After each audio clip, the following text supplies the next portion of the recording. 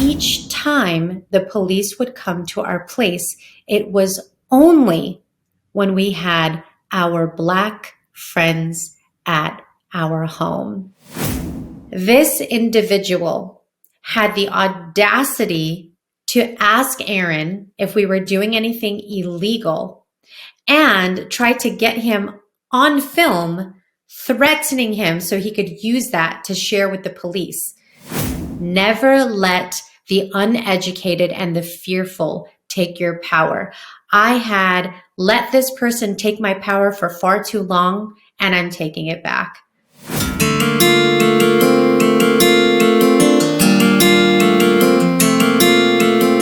I'm Coach Dez, mindset motivator and lifestyle entrepreneur. My mission is to help you crush your self-limiting beliefs and embrace being unapologetically you. The Born Unbreakable podcast brings you inspirational stories from all over the world that will empower you to unlock your unbreakable spirit. I'd love to partner with you on your next breakthrough. Go to bornunbreakable.com to schedule a free transformational call. Action begins today. Welcome to the Born Unbreakable podcast. I am your host, Coach Dez, and this is episode 155, creatively, accurately, and very specifically titled, What I Learned from My Racist Neighbor.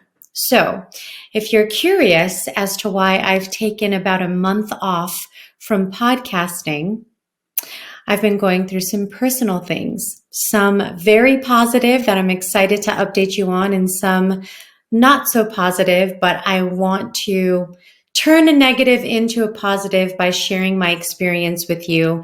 And I intentionally waited to do this episode because I needed to process my experience for myself so I could have the right level of reflection and therefore engagement with you as my audience. So there is good reason why we've taken a little bit of a hiatus, but I am back and very excited about the episodes that are to come ahead. So let's start with a couple of updates before we get into our topic for today.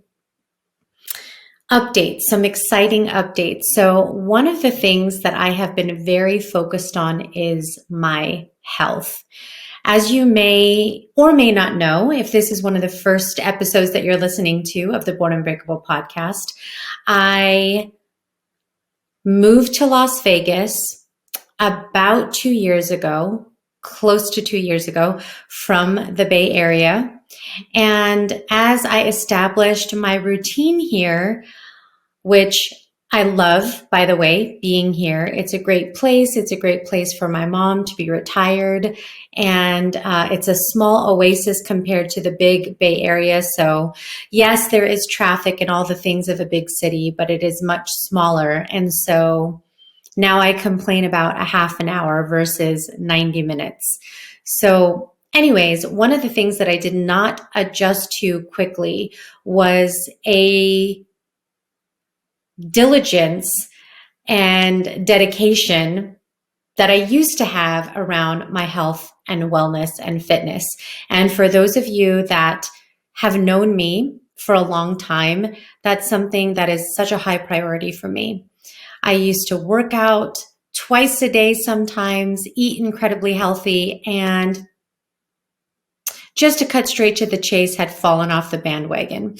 And so I was really in search of something that could help me get back on track because I hadn't established a routine here. I used to be walkable to my gym. That was very extensive. I would do walks with one of my great friends, Donna, in the morning. And so it was just amazing. And here, it was just a hot mess, honestly. And so I saw an ad about a challenge, a transformational challenge. This was back in April. So it was just almost 2 months ago. And it was a challenge about transforming your body and losing up to 25 pounds in 6 weeks. And of course, super skeptical at first because anything that happens really quickly, I question, because then is it sustainable? Like, what do you have to do? Well, it was kickboxing. And so I said, you know what? I need to do something different. I need to get uncomfortable. And I really do need to put myself in a better position than I was in. So I went to the kickboxing studio and I met with Coach Diamond, who is an incredible coach there. And she introduced me to this transformational program. And we set my goals. And my goal was to lose 20 pounds. How I would do that, I was terrified. I did not think that it was going to work. But essentially, we had a plan of doing at least 3 kickboxing classes a week. That was the very minimum. So, of course, naturally, as an A-type personality, I would want to do more than that. So I certainly did. And then the biggest thing in the challenge was around nutrition. So there was a very specific nutrition plan that I had to follow for 6 weeks. I used the My Accountability app and I bought supplements to help boost the transformation process through Prestige Labs, if you're curious. And so long story short, I was very committed, very committed to the challenge. And by week 6, when the challenge ended, I lost 19 and a half pounds. And now we're almost 2 weeks later, so about 8 weeks, and I've now lost 22 pounds. And so I surpassed my goal. It took me about a week and a half longer, but wow. The one thing I can say is that this reminded me that you truly can do anything that you put your mind to, anything that you put your mind to. I was in my head about this. You know, I stopped drinking after my birthday in January. That was just a decision that I wanted to make for myself, for my health. And this was the next step in my journey. And today I actually went to a nutrition workshop that was hosted by the owner of the kickboxing studio. And I learned even more things about nutrition even after I had completed the 6-week challenge. So that was one of my most exciting updates that I wanted to share with you if you haven't been following my journey on social media. So what else? Consulting business is very thriving. I have clients all throughout the US and Canada, predominantly doing executive coaching, which is one of my favorite things to do. I also do diversity, equity, and inclusion work and change management work. So it's a very bustling time. So I'm very grateful for the opportunities and the business that is, coming my way. Lots of learning, lots of growth. It's been awesome. The other thing I'm very excited about is the 4th of July holiday is coming. I don't get too jazzed up about holidays, except for the fact that you have a longer weekend, which I look forward to because I always love long weekends. But my family's coming into town. So I'm very excited to see my sister, my brother-in-law, my nieces, because we haven't gotten to spend extended time together. The last trip that I made to the Bay Area in the beginning was June was to watch my younger niece, Jackie, graduate from middle school, but it was a very quick trip. So I'm glad we get to spend more time together. Other updates, what am I reading or listening to right now? So there's actually 2 audiobooks that I've simultaneously listening to. So I alternate kind of back and forth between the 2 of them, but I am listening to The Millionaire Next Door, which is by Thomas Stanley and William Danko. It's a very good book about the secrets of the wealthy. So I would encourage that.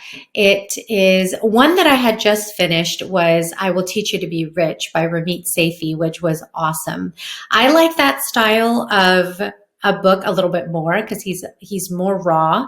This book is a bit more formal, but essentially, without giving everything away, it goes through the facets of how you are either an under accumulator of wealth or a prodigious accumulator of wealth, which means that you either consume way too much and that is what is keeping you from being wealthy, or you are very intentional, conscientious, and frugal in your decisions. And that attitude and profile of existence is what is going to get you closer to being a millionaire.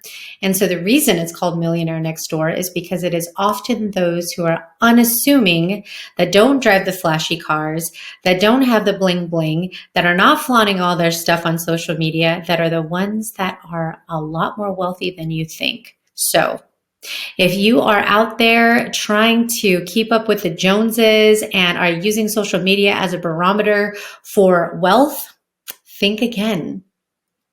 That is not the only place that you should use as an example for what to aspire to. Because if you talk to your neighbors, you might find out that quite a few of them are more wealthy than you think because of the smart decisions that they've made. So that is one book recommendation. The other book I am listening to right now, which I like that raw style of just straight shooter, is David Goggins' Never Finished. A couple years ago, I listened to Can't Hurt Me. I'm sure many of you have too. David Goggins grew up with a shitty childhood. A lot of bad trauma and memories that he experienced with the abuse that he saw from his father to his mother. And that led him down a path of making choices that was going to make his life better. So ultra marathoning, breaking records, and all things fitness. He was a Navy SEAL, went to Army Ranger School, just about anything that you think is possibly impossible because of the physical duress and torment that it would take on your body, that man has done. And this book is the next evolution of where he is in his life, and it's very inspiring. So it's another great one to listen to if you're looking for something interesting out there. So I think those are all the big updates. The only other thing I'll say is, I want to be very intentional about the episodes that are coming your way. And so I am thinking of some really great themes for the next remainder of 2023 that will engage you, excite you, bring you to the show in ways that will keep you invigorated to keep learning. So I'm going to have amazing guests, but I'm also going to give you more doses of me. That is not something that I've done really historically through the duration of my podcast. I like making things about other people, but in order for you to connect more with me and my show, you have to get to know me and what I think and what my opinion is about things. So you'll see me put myself out there more. You might like it, you might hate it, but I want you to know what I stand for. And this episode is probably the beginning of this chapter. So you know what? Despite its title being What I Learned from My Racist Neighbor, I'm going to go ahead and thank my racist neighbor because it's pushed me to think differently and to think about how to propel forward in the face of adversity. So I'm going to break it down for you. Here's the situation. Number one, you already know racism is real. All over the world, especially in America. We've saw everything that has unfolded through the years, especially after, the George Floyd situation, Breonna Taylor, and everything else. So we know that it is alive, and especially when we saw the Trump administration, that really set on fire the reality of where we are as a country in the United States. And so that has been the canvas, the environment, and the backdrop of the world that we live in. I think it doesn't become real or feel real until it is you that is affected by racism, right? It's kind of like white privilege. You don't realize your white privilege until you're in a situation and all of a sudden you realize that somebody else next to you who is not white is getting treated differently than yourself. You have to come face to face with it to really understand what it feels like and what the experience is. So, If you followed along with my show last year, one of the things that I did here in Las Vegas is purchase an investment property. It's a beautiful property in Southwest Las Vegas, and uh, it's awesome. It's in a great location. It's close to the airport. It's close to the strip. It's a perfect home for entertaining. Aaron and I very excited about the wonderful parties that we host, and it's just tremendous. There's no HOA, so that was another plus for us because we didn't want to deal with all the homogeneity of, what HOAs bring. So we started hosting parties, and it's just a blast. So much fun, and we love people to enjoy our place for everything that it has to offer. Well, in December is the first instance that we had a neighbor, we didn't know who it was, complain to Airbnb about us having a party at our home. And the interesting thing was at that time we were on Airbnb. We are no longer on Airbnb. And at that time we were hosting a party for a friend, and the person thought someone was renting from us and throwing a party. Airbnb responded to this individual and said, there is no booking on this date. So unfortunately, there's not anything that we can do. So that was the first instance that we had somebody make a phone call and complain.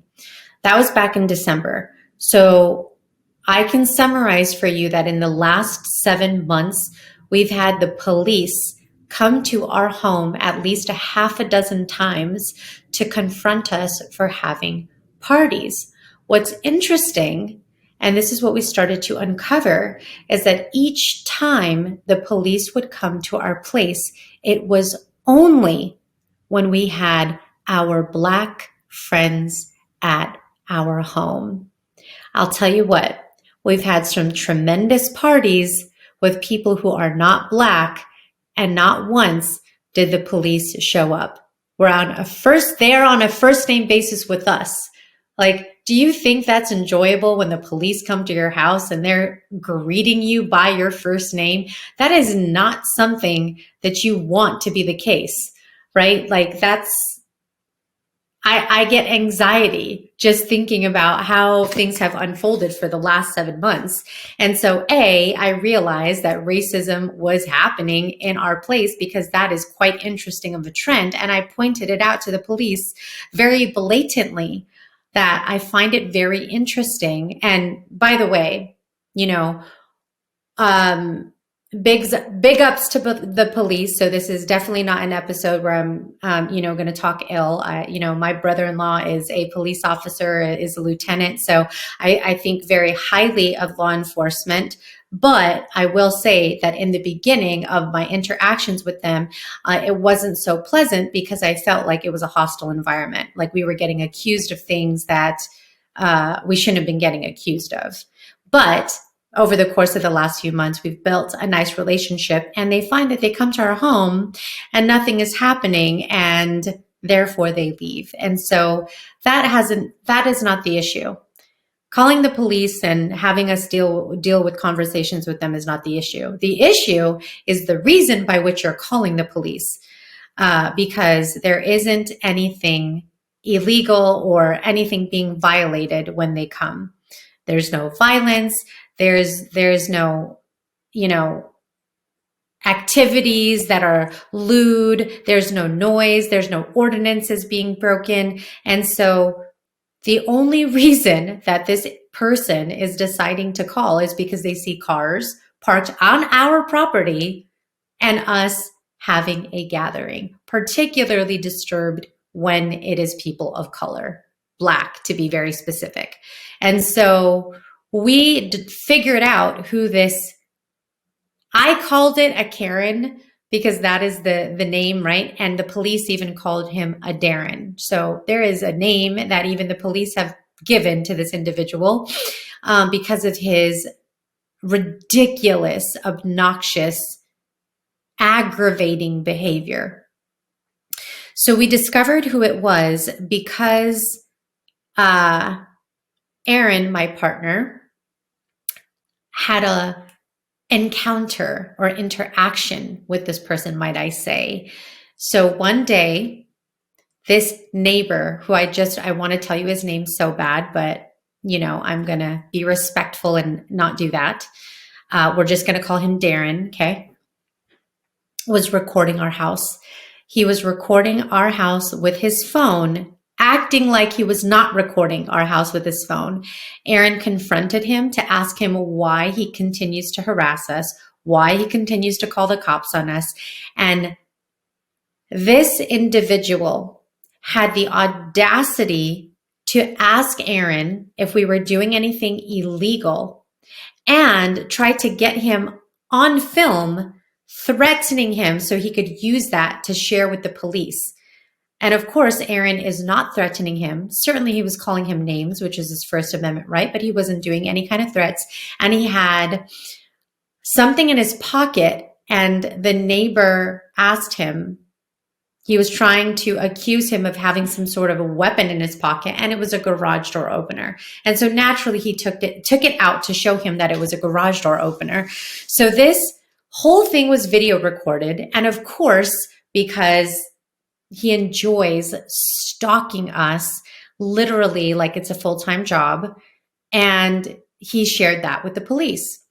And of course, the police couldn't do anything because there wasn't any threats except for name calling, which isn't illegal to do. And so therefore, nothing happened. My conversation with the police was, I find it interesting that we've provided our phone number to this individual, and Aaron had told him, if you have any concerns whatsoever, please don't hesitate to call us so we can have a conversation. He never, not one time, has ever done that to resolve things like civilized human beings for anything, any concern that he has ever had with us, and continues to go to the police. And I told them, don't you think it's interesting that a grown man is not reaching out when we had extended that olive branch to give our phone number? Like, that is a very immature way to engage with the community around you. And they too agree and wish that he would do that. And so he has created such hostility that it makes it difficult for us to want to have a civilized conversation with someone who appears to be incapable of doing that. And so we now know who it is. He has installed not one, but 2 cameras directly pointed at our house. And I can also see another neighbor. We are not the only neighbor that he monitors. He does this to everybody and is very accusatory. And it feels like a complete invasion of your privacy. And there's not anything that we really can do about it. It's his right. If he wants to put cameras and watch us like a stalker, I feel like I'm in a movie. It's crazy. This whole experience has totally broken me down. I'm not even going to downplay that. It's the reason why I needed to take a break. I've had to, and here's the irony. This is why I was so conflicted about this, is that as part of my career, I get paid, okay, to go into hospitals and health systems and organizations in the US and Canada to help them with diversity issues, to help them to progress their agenda as it pertains to diversity, equity, inclusion, and belonging. So I'm moving the needle on a large scale with institutions to try to take them from good to great. And that is a lofty task. It takes long, it's arduous, it's sensitive, because change is difficult. But I'm doing that on a large scale. And I'm sitting here going, I'm doing this in these huge organizations, and I cannot fucking accomplish dealing with my racist neighbor, someone that is right next to me in my area, my town, right here at home. I'm out there doing all the things, and here at home, I can't even do the things. So I was just so frustrated by that. So freaking frustrated by that, right? And so I'm sitting there, and this is where I want to get into the lessons of what I've learned. Okay.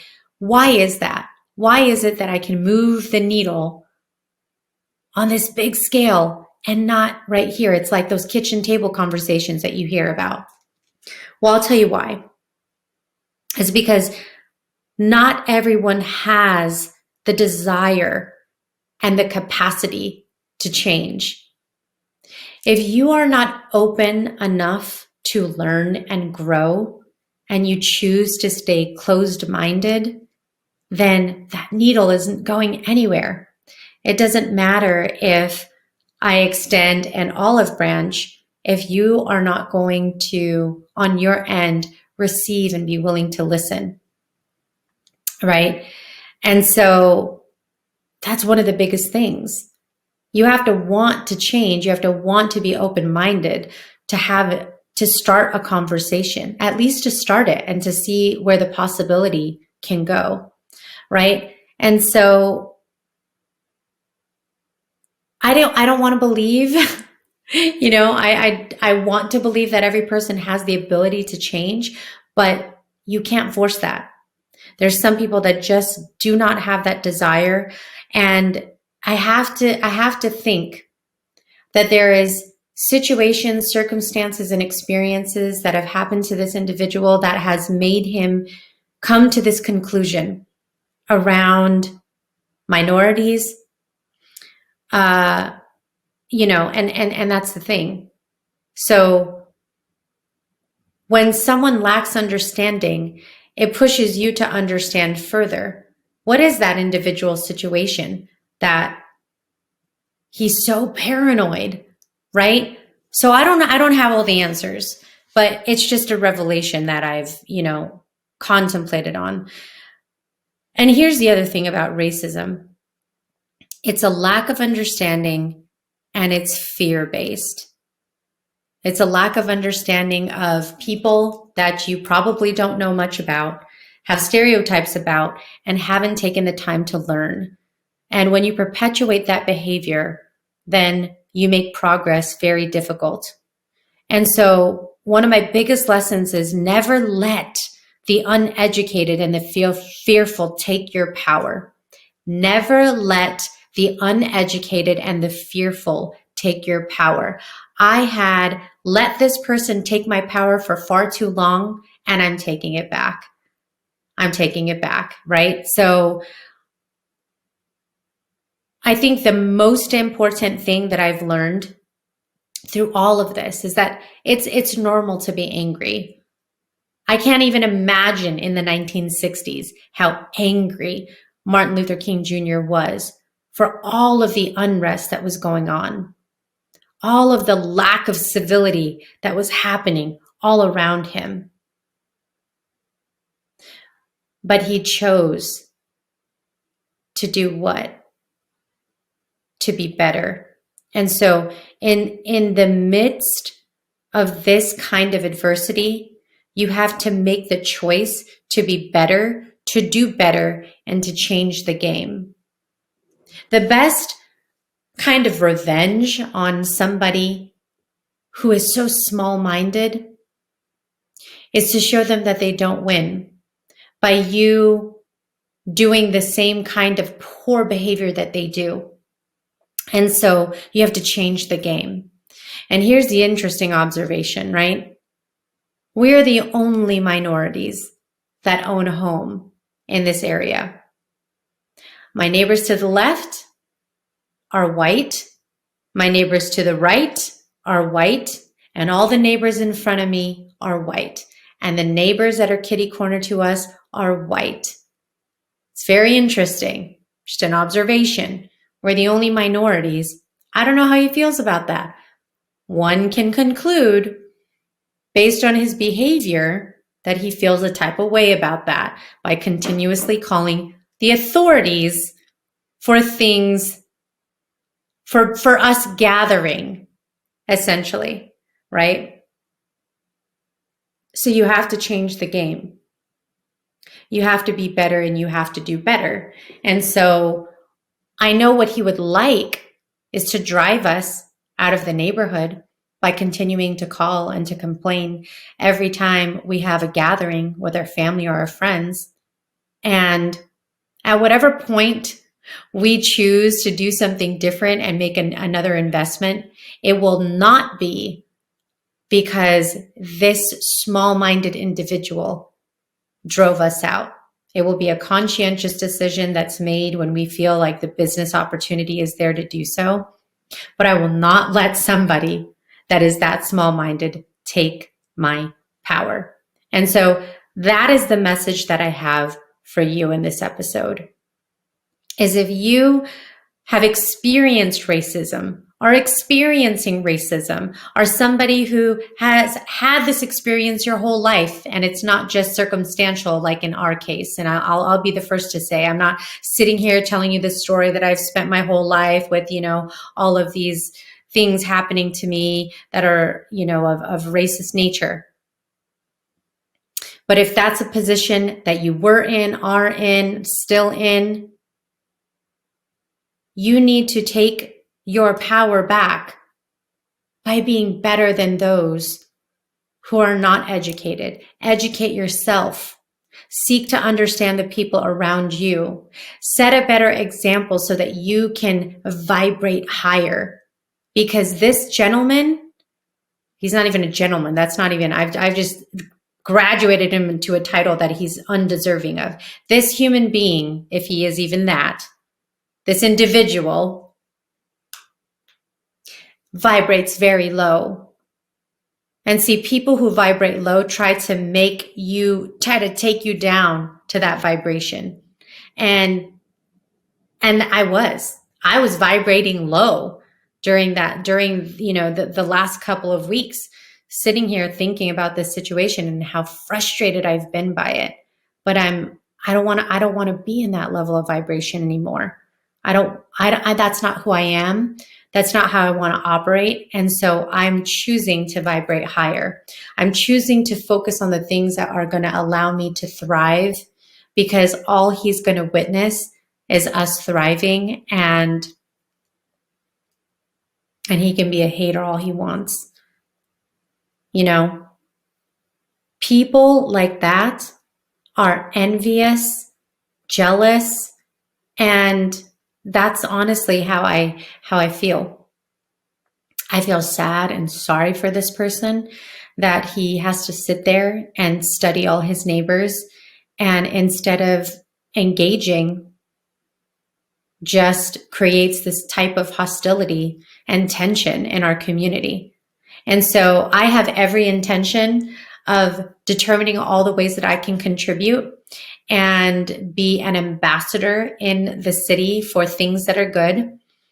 And they're going to see a lot more of me in a variety of ways, from volunteering to sitting on a board, because the way you take back your power is by showing up and having even more influence and being able to influence things for good. So I thank him for giving me this newfound energy of things that I am now going to invest my time in to have a broader reach, have a more influential reach, and to make positive impact in this city, and not the kind of negativity that he's spewing out there, not only to us, but to others around. It is just ugly and it is just bad. And I don't want any of that juju and I don't want any of that energy. So I'm going to change the game. But I want to end the episode with this.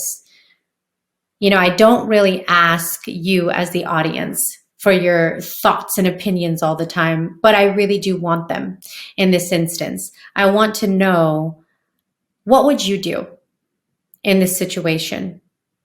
Would you ignore the individual? Would you engage with them?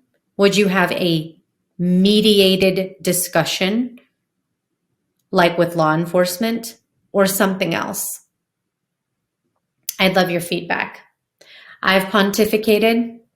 having a conversation with him, and those that I love have told me that they don't believe it's going to do anything. Aaron believes that if we have a conversation with him, it has to be mediated by the police. And I do understand where that comes from.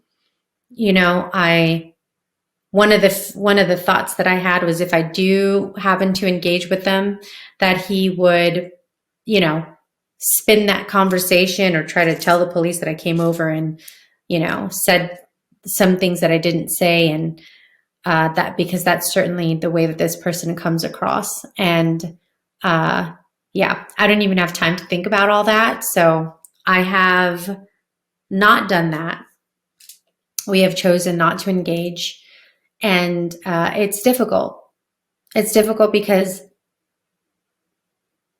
this is not a person that will stop. Think about it for a second. If you were in my shoes, every time you had gatherings at your home that you pay for, and the police was getting called on you for having people over, every time, what would you do? How would that feel to you? What action would you take? Yeah. So that's the deal. That's the situation. I am rising above it, managing through it. I appreciate the support from those of you that are family and friends that have been privy to this situation. It means a lot to me. And where everything that happens in life is something that you can learn from, especially the things that are hard. It's usually the things that are hard that you learn the most from, you know? So with that, thank you for letting me just express something a little bit more personal today. Like I said, very exciting episodes coming to you in the future with great guests, people that will certainly inspire you. But as you know, my message to you is that you are your only limit. So take action today, make it positive, pay it forward, and do better. Do better than anyone that is being less than a good example. Don't stoop to their level as much as you want to, because there is no progress that can be made when you choose to vibrate at a level that low. I hope you enjoyed this short but insightful episode, and you're now caught up on the life of Coach Dez. Tune in again next week, because there'll be another episode, and it won't be, you know, with this level of dramatics, racism and such, but it's real, right? We need to be having real conversations. So thank you for being here. Thank you for listening. I appreciate you all. I love you so much, and I'll see you next time.